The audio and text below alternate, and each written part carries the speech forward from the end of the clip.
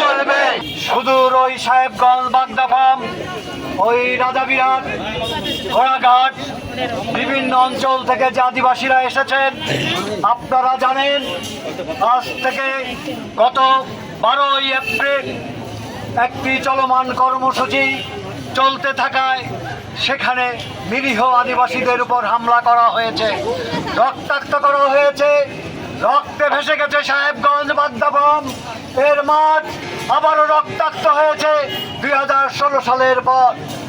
আমরা দেখেছি কি বারবারন্ত ওই ভূমিদস্যু স্বপন শেখ আর সাবুত, তাদের নেতৃত্বে বারবার ভূমি দখল হয়, তাদের নেতৃত্বে স্কুলের মাঠ, খেলার মাঠ, সাঁওতালদের স্কুল দখল হয়। তারা জমি হাত বদল করে ওই বিরোধপূর্ণ সাঁওতালদের জমি, পৈতৃক জমি তারা হাত বদল করে লক্ষ লক্ষ টাকার কুমির হয়েছে। রংপুর শহরে নিরিবিলি ও মনোরম পরিবেশে অবস্থিত রংপুর গ্রুপের প্রিমিয়াম আবাসন প্রকল্প আনান সিটিতে নগদ মূল্য ও সহজ কিস্তিতে প্লট এবং কন্ডোমিনিয়াম অ্যাপার্টমেন্ট বিক্রয় চলছে।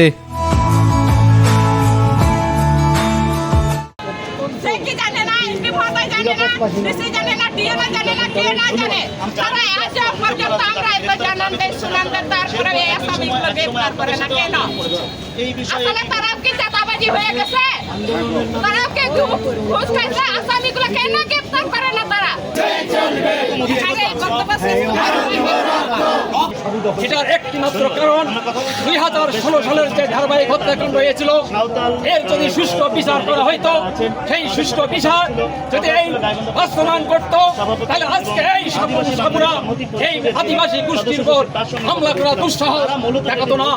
আজ 24-এর গণপতনের মধ্য দিয়ে এই বাংলার মাটিতে যদি মানুষ, সংখ্যালঘু মানুষ, তারা নিরাপত্তা অর্জন হয়ে ভোগে, তাহলে তাদের নিরাপত্তার বাস্তবায়ন করার দাবি কে করবে?